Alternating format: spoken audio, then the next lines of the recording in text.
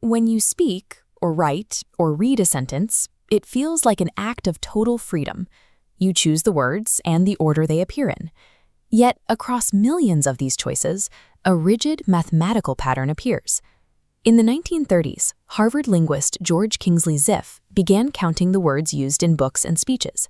He was looking for a statistical baseline for how we communicate. He discovered that in any large body of text, the most common word occurs almost exactly twice as often as the second most common. It occurs 3 times as often as the third and 10 times as often as the 10th. This distribution creates a predictable logarithmic curve. It is a pattern that persists across nearly every human language ever tested, regardless of its grammar or origin. Ziff argued that this happens because language naturally organizes itself to minimize the effort required by both the speaker and the listener. He called this the principle of least effort. This same distribution of values appears in systems that have nothing to do with human speech. If you rank the populations of major cities, the largest city in a country is often twice the size of the second largest, following that same Zipf curve. The magnitudes of earthquakes, traffic to different websites, and the sizes of corporations all tend to lock into this same geometric pattern. These occurrences suggest that Zipp's law is a statistical baseline for organized, complex systems. By measuring how closely an unknown dataset aligns with this curve, researchers can attempt to determine if they are looking at a system with internal logic. This makes the law a powerful diagnostic tool, a way to distinguish between a message built on structured meaning and a sequence built on unorganized chance. We can test the utility of this diagnostic by applying it to the most difficult mystery in the history of linguistics. Intrigued? The Voynich manuscript is a 15th century book filled with hundreds of pages of unknown script and strange, otherworldly illustrations. Its pages depict plants that do not exist in the natural world, astrological charts mapping unknown stars, and diagrams of green pools filled with small, bathing figures.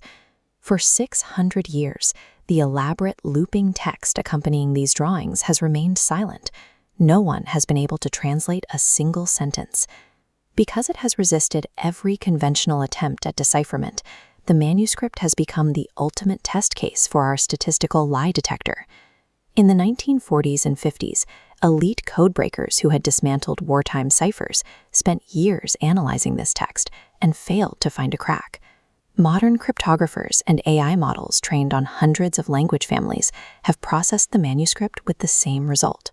This lack of progress has led many scholars to suspect that the book is a sophisticated fraud, a collection of gibberish sold to a 15th century collector as secret knowledge.